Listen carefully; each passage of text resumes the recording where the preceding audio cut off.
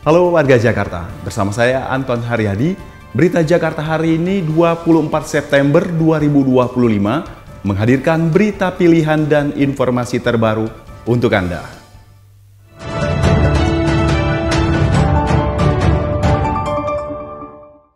Warga Jakarta, sebelum kita ke berita utama berita Jakarta hari ini, dari meja redaksi telah kami siapkan 3 berita pilihan dari website beritajakarta.id berikut ini. Informasi pertama, puluhan personel gabungan melakukan pengawasan pangan di 6 pasar tradisional Jakarta Timur. Pengawasan dilakukan di Pasar Rawamangun, Kampung Ambon, Pramuka, Palmeriam, Jatinegara, dan Cawang Kapling. Kegiatan ini dilakukan untuk menjaga kualitas komoditas sekaligus menumbuhkan kepercayaan pembeli terhadap produk pangan yang beredar di pasar. Kemudian ada informasi dari Satpol PP DKI Jakarta yang menggelar Satpol PP Goes to School di SMA Negeri 22 Utan Kayu, Matraman, Jakarta Timur.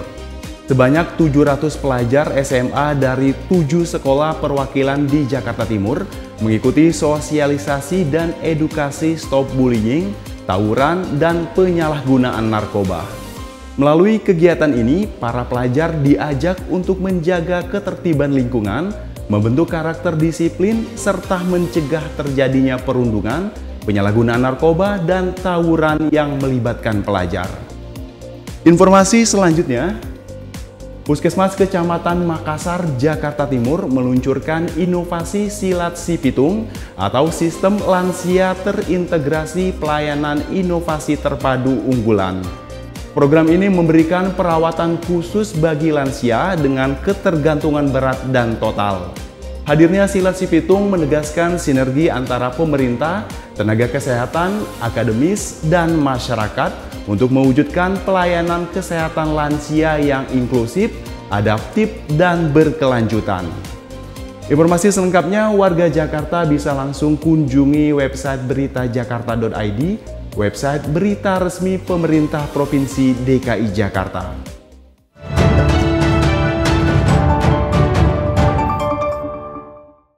Kita beralih ke berita pertama berita Jakarta hari ini. Gubernur DKI Jakarta Pramono Anung bersama Menteri Agama Nasaruddin Umar menghadiri peresmian pembangunan Universitas Perguruan Tinggi Ilmu Al-Quran di Cilincing, Jakarta Utara. Peresmian ini menandai dukungan pemerintah Provinsi DKI Jakarta menghadirkan fasilitas pendidikan merata bagi seluruh masyarakat menuju transformasi Jakarta menjadi kota global yang inklusif dan berkelanjutan. Pemerintah Provinsi DKI Jakarta berkomitmen untuk menempatkan pendidikan sebagai prioritas utama pembangunan. Pendidikan dinilai menjadi solusi utama dalam mengatasi masalah ketimpangan sosial dan ekonomi. Hal itu diungkapkan Gubernur DKI Jakarta Pramono Anung saat meresmikan pencanangan pembangunan Universitas Perguruan Tinggi Ilmu Al-Quran atau PTIQ Jakarta didampingi Menteri Agama Republik Indonesia yang juga Rektor Universitas PTIQ Jakarta Nasaruddin Umar. Pramono menyatakan dukungannya untuk percepatan pembangunan Universitas PTIQ Jakarta sebagai kampus peradaban Qurani internasional. Bahkan Pramono meminta langsung aparatnya untuk mempermudah administrasi dan legalitas hukum yang dibutuhkan. Karena saya pengen suatu hari universitas ini 20, 30, 40 tahun lagi semua nggak ada persoalan lagi. Jadi betul-betul secara hukum, secara administrasi, mari kita letakkan bahwa universitas ini benar-benar akan menjadi universitas yang terencana dengan baik dan saya akan turun untuk membantu itu. Terima kasih Pak atas bersedia. Pramono berharap Universitas PTIQ menjadi teladan bagi kampus lain dan sumber intelektual masa depan. Jakarta bukan hanya pusat pemerintahan dan perekonomian, tetapi juga tempat lahirnya gagasan, budaya, dan peradaban. Sementara Menteri Agama yang juga Rektor Universitas PTIQ Jakarta, Nasaruddin Umar menyampaikan, apresiasi kepada gubernur yang telah meresmikan kampus peradaban di Jakarta Utara ini. Kehadiran kampus ini diharapkan bisa mencerdaskan masyarakat, terutama di wilayah Jakarta Utara. Tim Berita Jakarta melaporkan. Berita selanjutnya, Gubernur DKI Jakarta Pramono Anung menargetkan layanan air bersih di Jakarta bisa menjangkau 100% pada 2029, terutama kawasan Jakarta Utara. Gubernur DKI Jakarta Pramono Anung menyoroti masalah air bersih di kawasan Jakarta Utara. Pemerintah Provinsi DKI Jakarta akan memberikan perhatian serius untuk memenuhi kebutuhan air warga Jakarta. Terus terang, saya udah keliling seluruh wilayah di DKI. Salah satu problem yang cukup harus mendapatkan perhatian adalah di Tanjung Priok ini, di Cilincing ini, di Rorotan ini. Salah satu problem utamanya adalah air bersih.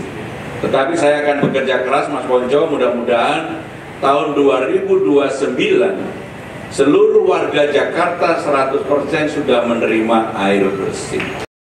Untuk itu, Pramono mentargetkan layanan bersih di Jakarta bisa menjangkau 100% warga pada 2029, bahkan realisasi target diharapkan bisa lebih cepat, yakni 2027. Sementara itu, Perumda Pamjaya terus berupaya meningkatkan pelayanan untuk memenuhi kebutuhan air bersih warga Jakarta. Direktur Utama Pamjaya, Arif Nasruddin, mengatakan sejak pengambil alihan pengelolaan dari pihak swasta pada Februari 2023, pihaknya telah menambah 124.000 sambungan rumah tangga. Tim Berita Jakarta melaporkan.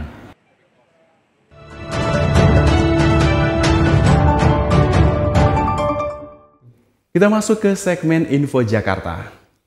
Dinas Pemberdayaan Perlindungan Anak dan Pengendalian Penduduk DKI Jakarta menghadirkan layanan telekonsultasi gratis Pusat Pelayanan Keluarga atau PUSPA.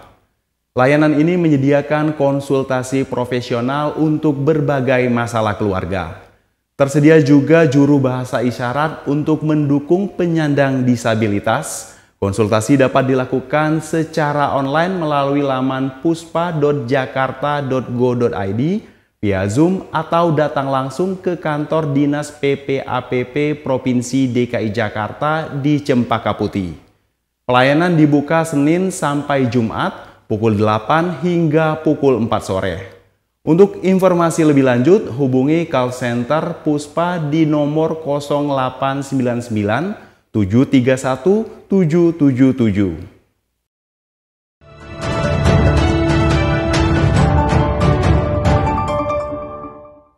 Beralih ke informasi cuaca.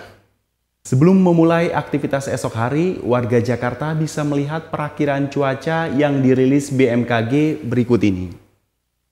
Dikutip dari laman bmkg.go.id pada Kamis 25 September 2025, sebagian besar wilayah Jakarta diperkirakan berawan.